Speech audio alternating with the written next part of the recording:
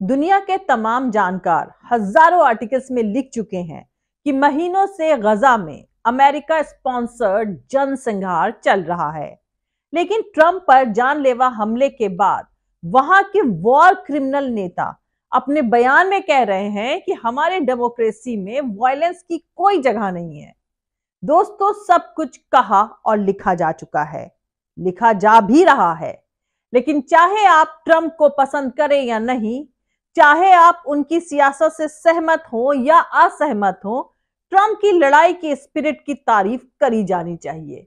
मुझे नहीं लगता है कि बहुत से लोग कत्ल की कोशिश के कुछ ही सेकंड बाद चेहरे पर लगे खून के साथ मुट्ठी जकड़कर लड़ने के लिए उठ सकते हैं। साल 1981 में जॉन हिंकले जूनियर ने रोनाल्ड रीगन की गोली मारकर हत्या करने की कोशिश करी थी।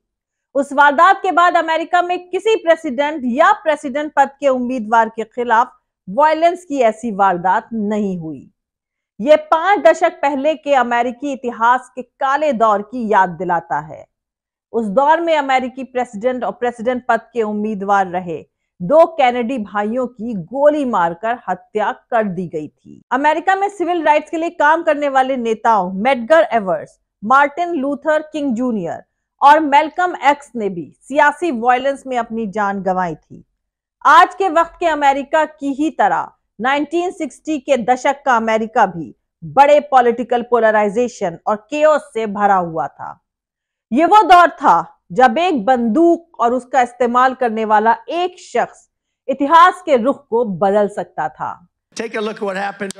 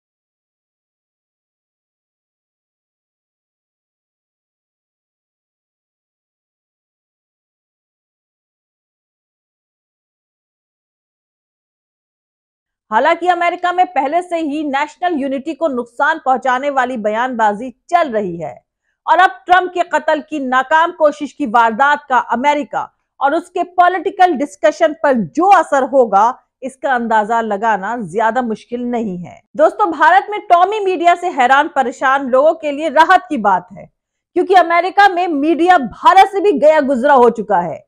अमेरिका के the so called liberal main stream media का लेवल क्या है, इसका अंदाजा आप लोग इस एग्जाम्पल से लगा सकते हैं और समझ सकते हैं। जैसे इस खबर की हेडलाइन को देखें, इसमें लिखा है Trump whisked off stage in Pennsylvania after loud noises rang through the crowd.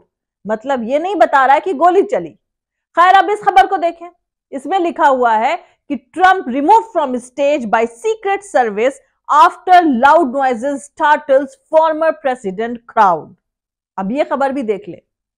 Secret Service rushes Trump off stage after popping noises heard at his Pennsylvania rally। मतलब ज्यादातर लोगों ने गोली चलने की खबर ना देकर आवाज होने की बात लिखी है, पर किसी ने भी ये नहीं लिखा है कि ट्रंप की हत्या की कोशिश हुई या उन पर जानलेवा हमला हुआ। भ्रम फैलाने का सियासी तमाशा एसोसिएट प्रेस ने शुरू किया और बाकियों ने उसको फॉलो किया है। दोस्तों, भयानक जानलेवा हमले में ट्रंप का बच जाना भले ही मिरेकल यानी चमत्कार या कोइंसिडेंट माना जा रहा है, पर असली बात यह है उनका फौरन हौसला दिखाना। अच्छे अच्छे सूरमा जंग के मैदान में हड़बड़ा जाते हैं और ट्रंप की रैली कोई जंग का मैदान भी नहीं थी। ऐसे ही सरप्राइज्ड मूवमेंट्स में किसी शख्स के कैरेक्टर के बुनियादी हकीकतों की पहचान होती है। ट्रंप ने पल भर में कहना शुरू कर दिया, फाइट फाइट फाइट। ट्रंप की पॉलिसीज और बयानों का क्रिटिसिज्म होना चाहिए, पर ऐसा हौसला जबरदस्त है। रोनाल्ड रीगन पर जब गोली चली थी तो हॉस्पिटल में उन्होंने अपनी वाइफ से कहा था, मैं झुकना भूल गया था। अगले चुनाव में एक राज्य और वॉशिंगटन डीसी के जिले के अलावा उन्होंने समूचे अमेरिका में जीत हासिल करी थी। अब जिस तरह से अमेरिकी लोगों ने ट्रंप पर हुए हमले पर एंगर और रेज जताया है, उससे यही लगता है कि डोनाल्ड ट्रंप एक भारी जीत की तरफ बढ़ चुके हैं। वो पहले से ही अलग दिख रहे थे, अब डीप स्टेट के खिलाफ उनका और ज्यादा एग्रेसिव टेम्परामेंट सामने आएगा। दोस्तों, कमी बेसी हर नेता में होती है, पर जो तमाम नेता जंग टालने के लिए लगे हों, उनके लिए अच्छी कामना करी जानी चाहिए, क्योंकि 24 कैरेट के सोने का तो गहना भी नहीं बन सकता है। अब अहम बात यह है कि ट्रंप पर हमले के बाद बराक ओबामा समेत तमाम अमेरिकी, जिन्हें तमाम जानकार वॉर क्रिमिनल लिखते आए हैं, उन्होंने कहना शुरू कर दिया है कि उनकी डेमोक्रेसी में वायलेंस के लिए कोई जगह नहीं है। जबकि महीनों से गजा में जनसंहार किसकी मदद से चल रहा है, यह पूरी दुनिया जानती ही है। खैर दोस्तों, चेहरे पर खून, हवा में लहराती हुई मुट्ठी और सीक्रेट सर्विस के ऑफिसर्स की मदद से मंच से उतरते फॉर्मर प्रेसिडेंट डोनाल्ड ट्रंप की एक्स्ट्रा ऑर्डिनरी तस्वीर न सिर्फ इतिहास रच सकती है, बल्कि ये नवंबर के प्रेसिडेंट चुनाव का डायरेक्शन भी बदल सकती है। हवा में मुट्ठी लहराते हुए जख्मी ट्रंप की तस्वीर को उनके बेटे एरिक ट्रंप ने सोशल मीडिया पर पोस्ट करते हुए लिखा है कि ये वो फाइटर हैं जिसकी अमेरिका को जरूरत है। वहीं जो बाइडेन के इलेक्शन कैंपेन टीम ने सभी सियासी बयानों को फिलहाल रोक दिया है और जितनी जल्दी हो सके अपने टेलीविजन एडवर्टाइजमेंट्स को हटा रहे हैं। दरअसल वो साफ तौर पर मानते हैं कि इस वक्त डोनाल्ड ट्रंप पर सियासी हमला करना गलत होगा। वो इसकी जगह पर इस वारदात को शार्पली क्रिटिसाइज करने पर ध्यान दे रहे हैं। हिपोक्रेसी का सियासी तमाशा यह है कि अमेरिका में सभी सियासी दलों के नेता, जो भले किसी और बात पर सहमत ना हो, लेकिन फिलहाल एक साथ कह रहे हैं कि डेमोक्रेसी में वायलेंस के लिए कोई जगह नहीं है। कुल मिलाकर हकीकत यह है कि इस हैरान करने वाली वारदात का अमेरिका के चुनाव पर जाहिर तौर पर असर पड़ेगा ही। अमेरिकी खुफिया सर्विस के एजेंट्स ने ट्रंप पर हमला करने वाले शख्स पर गोली चलाकर उसे मौके वारदात पर ही मार दिया था। अब डोनाल्ड ट्रंप पर हमला करने वाले इस शख्स की पहचान हो चुकी है। हमलावर की पहचान 20 साल के थॉमस मैथ्यू क्रुक्स के तौर पर हुई है। हमलावर लोकल नर्सिंग होम के किचन में काम करता था। उसकी तस्वीर भी सामने आ चुकी है। इसी शख्स ने पेंसिल्वेनिया के बटलर में एक रैली के दौरान ट्रंप पर गोलियां चलाई थी। इस हमले में एक शख्स की मौत हो गई थी, जबकि 2 लोग जख्मी हो गए थे। हमलावर थॉमस मैथ्यू क्रुक्स पेंसिल्वेनिया के बेथल पार्क का रहने वाला था। जांच एजेंसियों ने डीएनए और फेशियल रिकॉग्निशन टेक्नोलॉजी से हमलावर की पहचान करी है। जांच कर रहे ऑफिसर्स का मानना है कि हमलावर ने सेमी ऑटोमेटिक राइफल AR-15 से फायरिंग करी थी। राइफल हमलावर के फादर की थी। ये 6 महीने पहले ही खरीदी गई थी। लोकल मीडिया के मुताबिक वोटर लिस्ट से पता चला है कि हमलावर रिपब्लिकन पार्टी का ही मेंबर था। वहीं FBI ने कहा है कि क्रुक्स का इस वारदात को अंजाम देने का क्या मकसद था, ये अभी तक साफ नहीं हो पाया है। जांच एजेंसी ने बयान में कहा है कि वो इस पूरी वारदात की कड़ियां जोड़ने पर काम कर रही है और शूटर के शूटिंग से पहले के सारे मूवमेंट्स को नजर में रखते हुए इकट्ठा करे गए सबूतों को रिव्यू कर रही है। बयान में यह भी कहा गया कि अभी तक हुई जांच इशारा करती है कि शूटर अकेला था।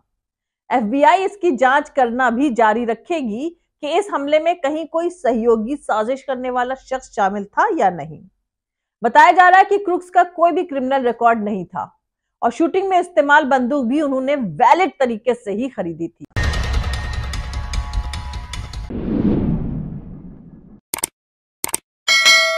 आज के लिए इतना ही दोस्तों, मिलते हैं अगले वीडियो में किसी दूसरे नए सियासी तमाशे के साथ। जय हिंद, सत्यमेव जयते। अल्लाह हाफिज। दोस्तों, हमारा पूरा वीडियो और दूसरे और वीडियोस देखने के लिए हमारा YouTube channel political Tamasha with doctor Arshi को सब्सक्राइब करके वहां पे लगी बेल आइकॉन को जरूर दबा दें, ताकि आपको हमारे आने वाले हर वीडियो की अपडेट्स एकदम टाइम पर मिलती रहे। और दोस्तों, अगर आपको हमारे वीडियोस इन्फॉर्मेटिव लगते हैं, आपको हमारा काम पसंद आता है, तो फिर आप अपने इस चैनल को सपोर्ट कर सकते हैं इसके पेट्रॉन बन करके, या फिर इसकी मेंबरशिप लेकर के, या फिर दोनों ही तरीके से। और दोनों का ही लिंक मैंने अलग अलग इसी वीडियो के डिस्क्रिप्शन में डाल दिया है। और आप हमें फॉलो भी कर सकते हैं हमारे ट्विटर यानी एक्स पर, हमारे फेसबुक पेज पर, हमारे इंस्टाग्राम पर। मेरा ट्विटर यानी एक्स हैंडल है @अर्शी अजीज खान। थैंक यू, मिलते हैं अगले वीडियो में।